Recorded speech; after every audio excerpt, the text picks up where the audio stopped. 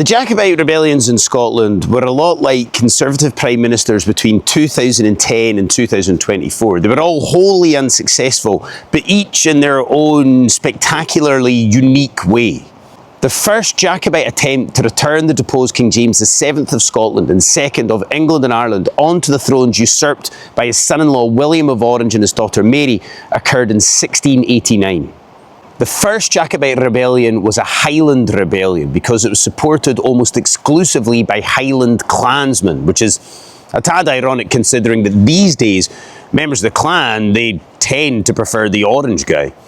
The 1689 rebellion received little support outside of the Highlands because James had alienated Scotland's most powerful noble families through his religious legislation of the 1680s and his incessant power grabs. James was something of a narcissistic megalomaniac who believed that he was divinely appointed by God and that everyone should follow him and change their religion. He was a kind of Russell Brand of the 17th century, wholly unpopular, although presumably not a sex pest.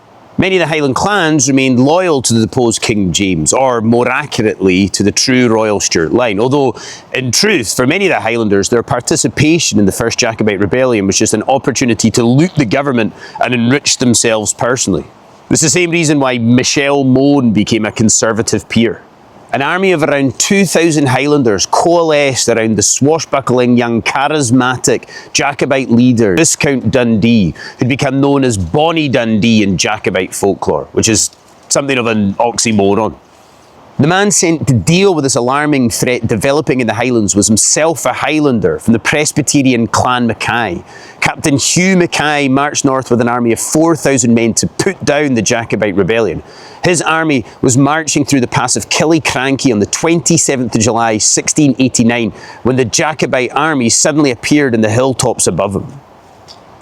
The Highland army let off a single musket shot before dropping their muskets, drawing their broadswords and charging down the hillside towards their enemy, a military tactic known as the Highland Charge. The Highland Charge proved to be devastatingly effective. The Battle of Killiecrankie, it was over in a matter of minutes, because when a Highland man focuses on his target, draws his broadsword in his hand and lets off a single shot, the whole thing tends to be over very, very quickly. Those government soldiers who weren't cut down in the Jacobite assault leapt into the River Garry, where many of them drowned. Of the 4,000 men who marched north, only 400 made it back to Perth alive, making it a fairly unsuccessful Duke of Edinburgh expedition.